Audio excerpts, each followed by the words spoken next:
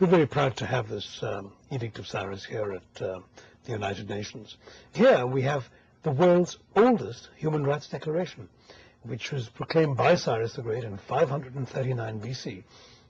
And for us, it was rather important to have this because it stands in a very prominent place on the second floor of the United Nations building, right between the Security Council and the Economic and Social Council. So that, in fact, diplomats walking to these two chambers who are dealing with issues of life and death and war and peace and human rights can see it, sometimes pause and seek inspiration from it. Human rights have their roots in all countries in the world, and Cyrus has stood up and demonstrated that in the Middle East, in Iran, and in fact he issued this after conquering Babylon, that the basic decencies that all human beings have, the rights that human beings have merely because they are human, those go back into other cultures and other civilizations, and they go back a very long time.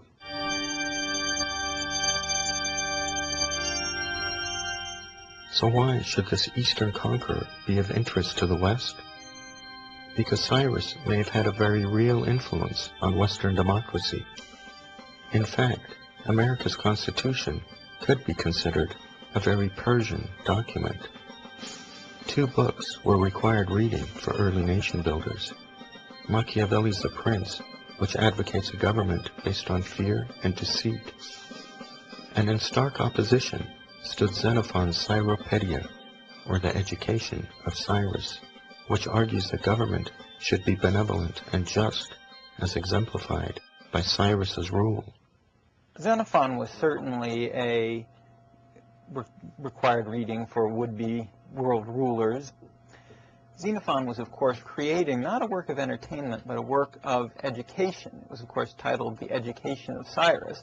It was meant as a treatise for the training of princes. It was essentially a manual for statesmanship, for rulership, somewhat like Machiavelli's The Prince in its content.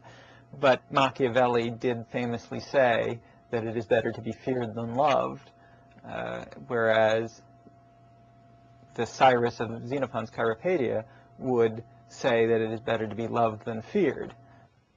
Today, some 6 copies of this classic instruction manual can be found here at the Library of Congress in Washington, D.C. This was but one of Thomas Jefferson's personal copies of Xenophon's Cyropaedia. Judging by the U.S. Bill of Rights, there can be little doubt whose path the framers of America's Constitution chose to follow. But Cyrus wasn't just admired as a great ruler. He was the first of history's great conquerors. His battles are still taught at U.S. military academies to this day. Alexander, Caesar, considered him a brilliant military mind. In fact, Alexander is known to have visited Cyrus's tomb on at least 2 occasions, offering sacrifices to the hero whose empire he had just conquered.